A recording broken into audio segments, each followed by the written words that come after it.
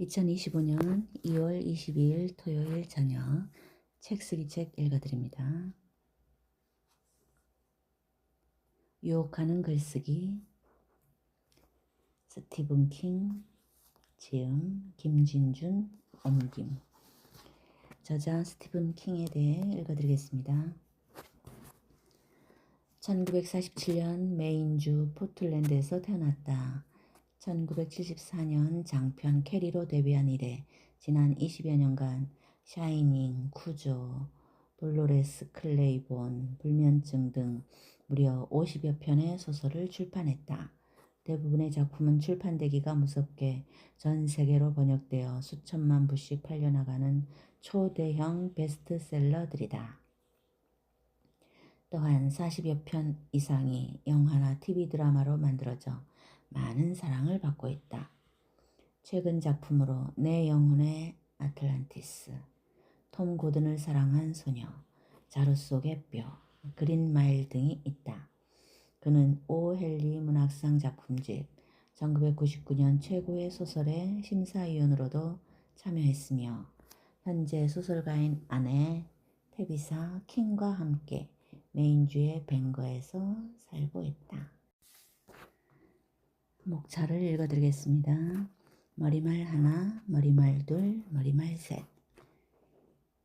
이력서, 글쓰기란 무엇인가, 연장통, 창작론, 인생론 후기를 대신하며 그리고 한 걸음 더 닫힌 문과 열린 문, 그리고 두 걸음 더 도서 목록,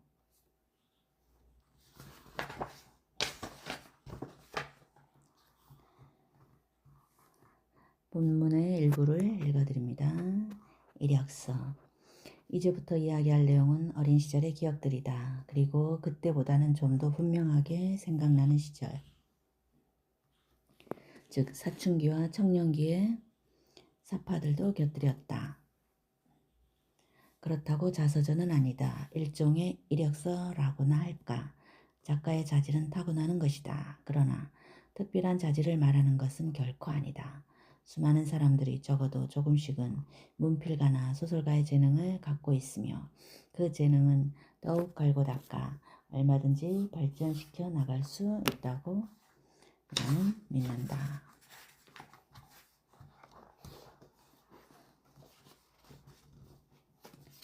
글쓰기란 무엇인가? 물론 정신 감흥이다. 모든 예술은 제각기 어느 정도는 정신 감흥을 이용하기 때문이다. 그러나 나는 문학이야말로 가장 순수한 형태의 정신 감흥을 보여준다고 믿는다. 그것이 나의 편견일지도 모르지만 설령 그렇더라도 우리는 그냥 문학을 옹호하기로 하자. 그리고 이렇게 만난 것도 애당초 문학에 대해 생각하고 이해하기 위해서였으니까. 내 이름은 스티븐 킹이다. 내가 이 장에 초고를 쓰고 있는 것은 내 책상이고 처마 밑에 있는 바로 그 책상이다. 지금은 1997년 12월의 어느 눈 내리는 아침이다. 내 마음속에는 여러 가지 일들이 스쳐간다.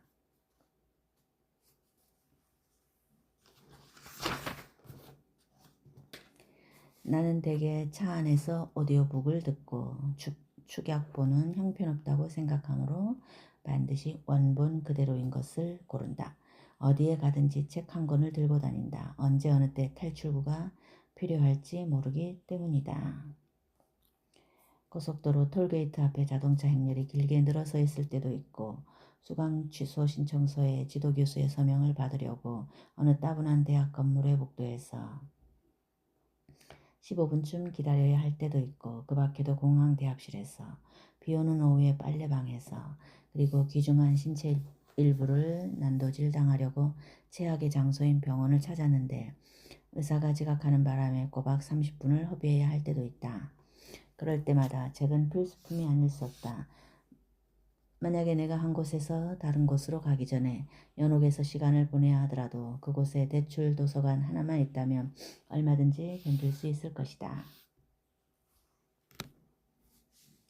나는 이렇게 기회만 있으면 책을 읽는다. 그러나 나에게도 특별히 좋아하는 장소가 따로 있는 것처럼 아마 여러분도 그럴 것이다. 조명이 밝고 분위기도 아늑한 장소 말이다. 내 경우에는 내 서재에 있는 파란 의자가 그런 곳이다.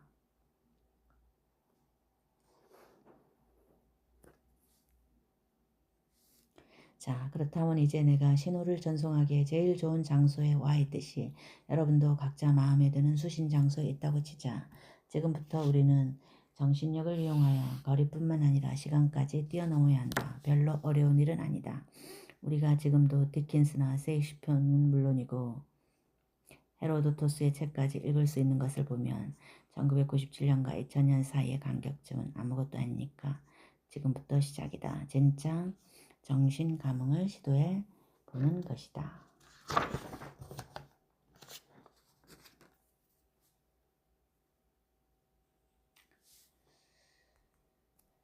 결혼하고 싶은 여자가 있어서 글쓰기를 시작할 수도 있고 세상을 변화시키고 싶어서 시작할 수도 있다. 어느 쪽이든 상관없다. 그러나 경박한 자세는 곤란하다. 다시 말하겠다. 경박한 마음으로 백지를 대해서는 안 된다.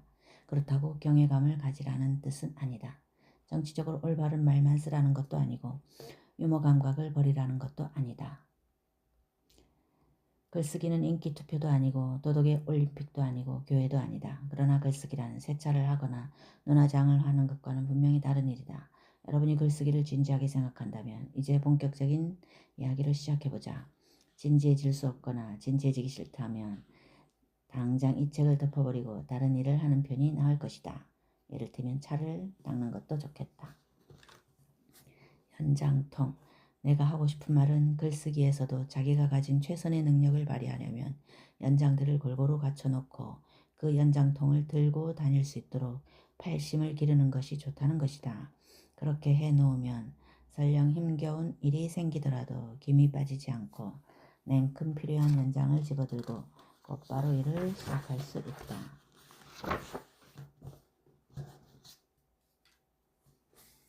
어휘들은 연장통 안에서도 제일 위층에 넣어야 된다. 그러나 어휘력을 키우려고 의식적으로 노력할 필요는 없다. 책을 읽으면 저절로 해결될 일이지만 이 문제는 나중에 다시 설명하겠다. 글쓰기에서 정말 심각한 잘못은 낱말을 화려하게 지장하려고 하는 것으로 쉬운 낱말을 쓰면 어쩐지 좀 창피해서 굳이 어려운 낱말을 찾는 것이다. 그런 짓은 애완동물에게 야회복을 입히는 것과 마찬가지다. 애완동물도 부끄러워하겠지만 그렇게 쓸데없는 짓을 하는 사람은 더욱더 부끄러워해야 마땅하다. 그러므로 지금 이 자리에서 엄숙히 맹세하기 바란다. 평발이라는 말을 두고 편평족이라고 쓰지는 않겠다고. 내 말뜻은 굳이 천박하게 말하라는 게 아니라 평이하고 직설적인 표현을 쓰라는 것이다. 낱말을 선택할 때 기본적인 규칙을 잊지 말아야 한다. 제일 먼저 떠오른 낱말이 생생하고 상황에 적합한 것이라면 당연히 그 낱말을 써야 한다. 여기서 머뭇거리면서 이리저리 궁리하기 시작하면 곧 다른 낱말이 생각나겠지만 다른 낱말은 얼마든지 있으니까 그것은 처음 떠오른 낱말만큼 훌륭하지도 않겠거니와 여러분이 정말 말하려는 의미를 제대로 표현하지도 못할 것이다. 이 의미의 문제는 대단히 중요하다. 믿지 못하겠다면 여러분이 누군가에게서 어떻게 설명해야 좋을지 모르겠다든지 내가 하려는 말은 그게 아닌데 따위의 말을 들은 적이 얼마나 많았는지 상기해보라. 여러분 자신이 대개는 많든 적든 좌절감이 깃들인 말투로 그런 말을 한 적은 또 얼마나 많았는지 생각해보라. 낱말이란 의미를 담는 그릇일 뿐이다. 제 아무리 글을 잘 써도 대개는 본래의 의미를 온전히 표현하지 못한다. 그렇다면 자기가 정말 쓰고 싶은 낱말에 아류에 지나지 않는 낱말을 선택하여 상황을 더 악화시킬 필요가 있을까? 문법도 연장통의 맨 위층에 넣어야 한다. 그렇다고 문법은 알다가도 모르겠다느니 뭐가 뭔지 헷갈리기만 하더라느니 2학년 영어에서도 낙제를 했다느니 글쓰기는 재미있지만 문법은 정말 지긋지긋하다느니 하는 불평이나 아우성으로 나를 실망시키지는 말기 바란다. 진정하고 마음을 가라앉히도록. 문법에 대해서는 길게 이야기하지 않겠다. 그럴 필요가 없으니까. 사람은 대화나 독서를 통하여 자기 모국어의 문법 규칙들을 체득한다. 2학년 영어 시간에 가르치는 혹은 가르치려고 하는 내용은 각 부분의 명칭 정도에서 크게 벗어나지 않는다. 그렇다면 언제나 완전한 문장만 써야 하는 것일까? 그런 생각은 버리는 것이 좋다. 여러분이 순전히 문장의 파편들만 가지고 작품을 써도 경찰이 와서 잡아가는 일은 없을 것이다. 기본적인 문법을 이해한 사람들은 문법이라는 것이 실은 매우 간단하다는 사실을 깨닫고 안도하게 마련이다. 문장에는 이름을 표시하는 명사와 동작을 표시하는 동사만 있으면 되기 때문이다. 다시 말해서 아무 명사나 골라잡고 거기에 아무 동사나 붙여놓으면 곧바로 문장 하나가 만들어진다. 백발백중이다. 적어도 글쓰기에서 안전만 같은 구실을 하기 때문이다. 동사에는 능동태와 수동태 두 종류가 있다. 능동태는 문장의 주어가 어떤 행동을 하는 것이다. 반면에 수동태는 문장의 주어에게 어떤 행동의 대상이 되는 것이다. 주어는 그저 당하고 있을 뿐이다. 수동태는 한사코 피해야 한다. 이것은 나 혼자만의 주장이 아니다. 문체요강에도 똑같은 충고가 나온다. 그렇다고 수동태를 절대로 쓰지 말라는 것은 아니다. 수동태로 쓴 문장을 2페이지쯤 읽고 나면 이를테면 형편없는 소설이나 사무적인 서류 따위 나는 비명을 지르고 싶은 충동을 느낀다. 수동태는 나약하고 우회적일 뿐 아니라 종종 괴롭기까지 하다.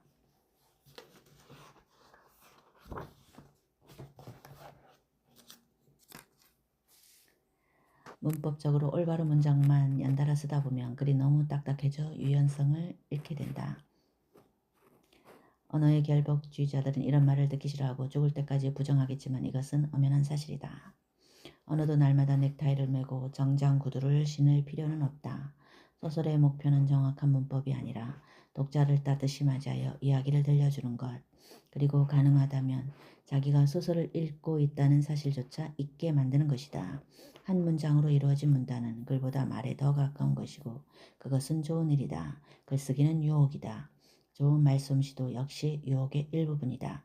만약 그렇지 않다면 어째서 그토록 많은 남녀가 저녁 식사를 마치고 곧장 침대로 직행하겠는가.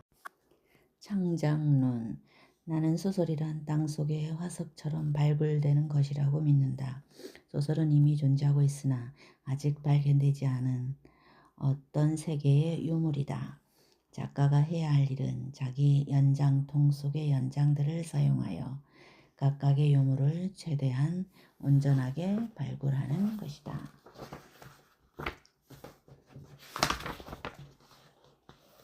인간의 재능과 창의성이 드러나는 모든 분야에서 그렇듯이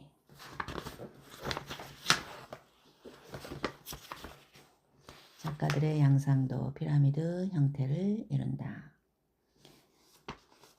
제일 밑바닥에는 형편없는 작가들이 있다. 그 위에는 조금 적지만 아직 꽤 많은 사람들이 버티고 있는데 이들은 제법 괜찮은 작가들이다. 여러분은 지방 신문사나 동네 서점이나 시 낭송회에서도 그들을 만날 수 있다. 적어도 그들은 레즈비언이 분노할 수도 있겠지만 유방은 여전히 유방이라는 것을 잘 알고 있는 사람들이다.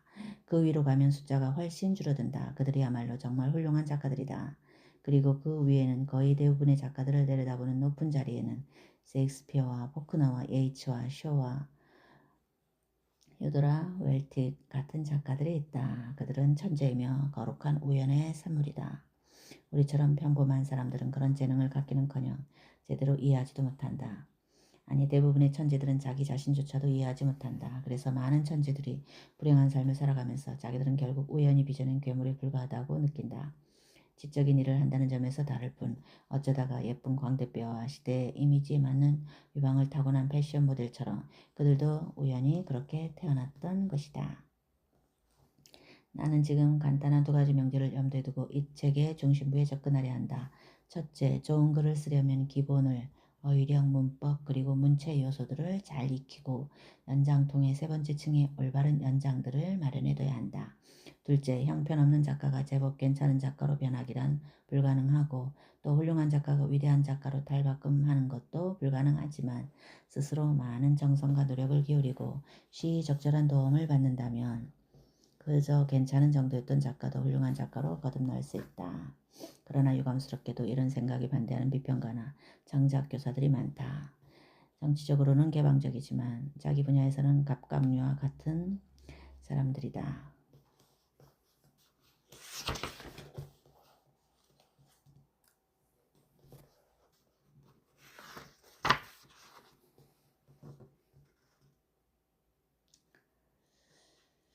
그리고 되도록 용기를 나는 북돋워 주겠다. 그것이 내 전성이기도 하지만 또한 내가 이 직업을 사랑하기 때문이다. 나는 여러분도 이 직업을 사랑하게 되기를 바란다. 그러나 여러분이 죽어라고 열심히 노력하기가 귀찮다면 좋은 글을 쓰고 싶다고 말할 자격이 없다.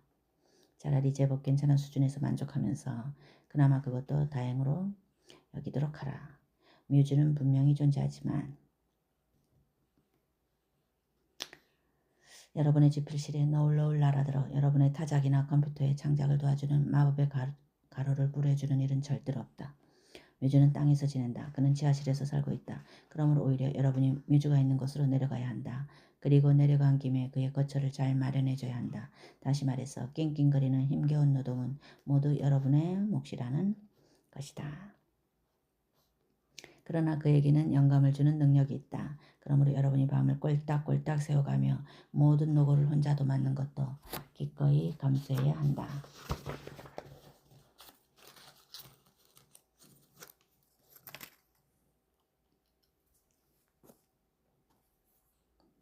한편 좋은 책은 한창 배움의 길을 걷는 작가들에게 문체와 우아한 서술과 짜임새 있는 플롯을 가르쳐주며 언제나 생생한 등장인물들을 창조하고 진실만을 말하라고 가르친다. 그러므로 독서를 통하여 우리는 평범한 작품과 아주 한심한 작품들을 경험한다. 이런 경험을 쌓아두면 나중에 자기 작품에 그런 단점들이 나타났을 때 얼른 알아보고 피해갈 수 있다. 또한 독서를 통하여 우리는 훌륭한 작품과 위대한 작품을 경험함으로써 자신의 목표를 정하고 과연 이런 작품도 가능하구나 하는 깨달음을 얻게 된다. 그리고 독서를 통하여 우리는 다양한 문체를 경험한다. 그러나 저절로 되는 일은 없다. 폭넓은 독서를 하면서 끊임없이 자기 작품을 가다듬어야 그리고 갱신해야 한다. 책을 별로 안 읽는 더러는 전혀 안 읽는 사람들이 글을 쓰겠다면서 남들이 자기 글을 좋아할 거라고 생각하는 것은 정말 터무니없는 일이다. 그러나 나는 그런 사람들을 많이 보았다. 어떤 사람이 나에게 작가가 되고는 싶지만 독서할 시간이 없다고 말할 때마다 꼬박꼬박 5센트씩 모았다면 지금쯤 맛있는 스테이크를 즐길 수 있었을 것이다. 이 문제에 대하여 좀 더 솔직하게 말해도 될까? 책을 읽을 시간이 없는 사람은 글을 쓸 시간도 그리고 연장도 없는 사람이다. 결론은 그렇게 간단하다. 독서는 작가의 창조적인 삶에서 핵심적인 부분이다. 나는 어디로 가든지 반드시 책 한 권을 들고 다니는데 그러다 보면 책을 읽을 기회가 많다는 것을 알게 된다. 한 번에 오랫동안 읽는 것도 좋지만 시간이 날 때마다 조금씩 읽어나가는 것이 요령이다. 각종 대기실은 독서를 위해 마련된 공간이다. 그렇고 말고. 그러나 알고 보면 극장 로비도 그렇고 계산대 앞에 길고 지루한 행렬도 그렇고 누구나 좋아하는 화장실도 역시 그렇다. 그리고 오디오북 혁명 덕분에 심지어는 운전을 하면서도 독서를 할 수 있다. 내가 1년 동안 읽는 책 중에서 6권에서 12권 정도는 카세트 테이프에 녹음된 것들이다.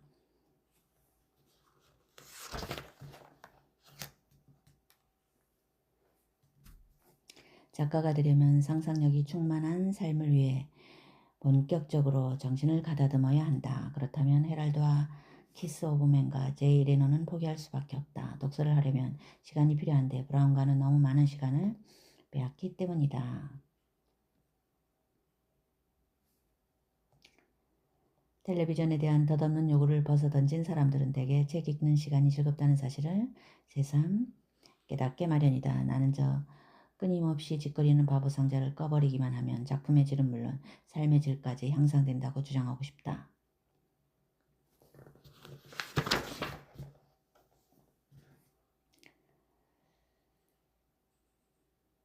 재능은 연습이라는 말 자체를 무의미하게 만들어버린다. 자신에게서 어떤 재능을 발견한 사람은 그것이 무엇이든지 간에 손가락에서 피가 흐르고 눈이 빠질 정도로 몰두하게 마련이다. 들어주는 또는 읽어주는 또는 지켜보는 사람이 아무도 없어도 밖에만 나가면 용감하게 공연을 펼친다. 창조의 기쁨이 있기 때문이다. 환이라고 해도 좋다. 여러분이 정말 독서와 창작을 좋아하고 또한 적성에도 맞다면 내가 권하는 정력적인 독서 및 창작 계획도 날마다 4시간에서 6시간 별로 부담스럽지 않을 것이다. 아마 여러분 중에는 벌써 실천하고 있는 사람도 있을 것이다. 그러나 만약 여러분이 누군가에게서 그렇게 마음껏 책을 읽고 글을 써도 좋다는 허락을 받고 싶다면 지금 이 자리에서 내 허락을 받았다고 생각을 하라. 독서가 정말 중요한 까닭은 우리가 독서를 통하여 창작의 과정에 친숙해지고 또한 그 과정이 편안해지기 때문이다.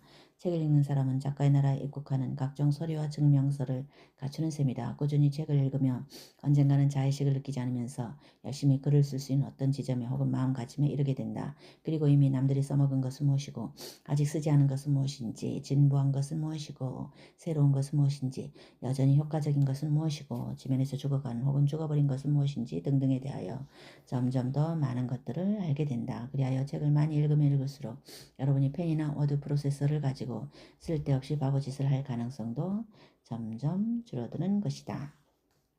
많이 읽고 많이 써라는 말이 우리의 지상 명령이라면 그것은 틀림없는 사실이다. 도대체 얼마나 써야 많이 썼다고 할 수 있을까? 물론 사람마다 다를 수밖에 없다.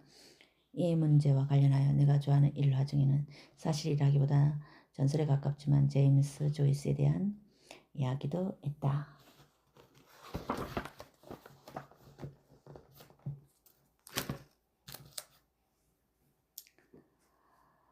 자, 여러분은 이제 자기만의 방에 들어왔고 커튼도 쳤고 문도 닫았고 전화 플러그도 뽑아놓았다. 텔레비전도 박살냈고 하늘이 무너져도 매일 1,000단어씩 쓰겠다고 결심도 했다. 이제 거창한 문제를 거론할 차례다. 무엇에 대하여 쓸 것이냐? 이에 대한 대답도 질문 못지않게 거창하다. 여러분이 쓰고 싶은 것이라면 무엇이든지 정말 뭐든지 좋다. 단 진실만을 말해야 한다. 창작교실에서 흔히 가르치는 금어는 아는 것에 대하여 쓰라는 것이다. 제법 그럴듯하게 들리는 말이지만 가령 여러분이 다른 행성을 탐사하는 우주선이나 자기 아내를 죽이고 그 시체를 도끼로 토막내는 남자에 대하여 쓰고 싶다면 어떻게 해야 되는가? 작가들에게는 그 밖에도 기상천외한 아이디어가 무수히 많을 텐데 아는 것에 대하여 쓰라는 가르침을 어떻게 실천하란 말인가? 내 생각에는 우선 아는 것에 대하여 쓰라는 말을 최대한 넓고 포괄적인 의미로 해석해야 할 것 같다.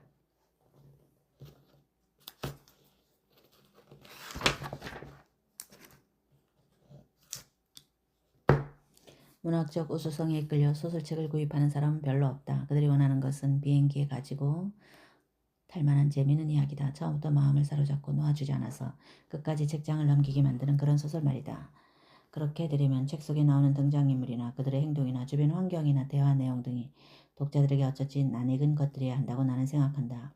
이야기의 내용이 독자 자신의 삶과 신념체계를 반영하고 있을 때 독자는 이야기에 더욱더 몰입하게 된다. 그러나 나는 무슨 도박꾼처럼 시장성을 계산하여 이 같은 인과관계를 계획적으로 만들어내기란 불가능하다고 말하고 싶다. 문체를 모방하는 것까지는 좋다. 그것은 작가로서 첫걸음을 내디는 한 방법이고 윤리적으로도 나무랄 데가 없다.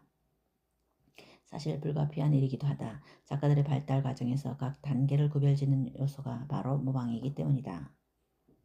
그러나 특정 장르에 대한 어떤 작가의 접근 방법을 제 아무리 단순해 보여도 모방해서는 안 된다. 다시 말해서 책이란 무슨 크루즈 미사일처럼 목표물을 조준할 수 있는 것이 아니다.